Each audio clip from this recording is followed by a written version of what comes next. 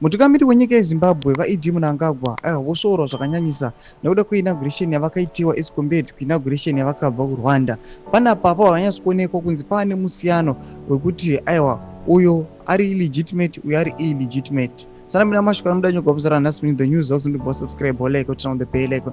Panapa vanouya vachipa a difference vachiti why only 3 heads of state and government attended President Emerson Mnangagwa's inauguration in Harare on 4 September 2023.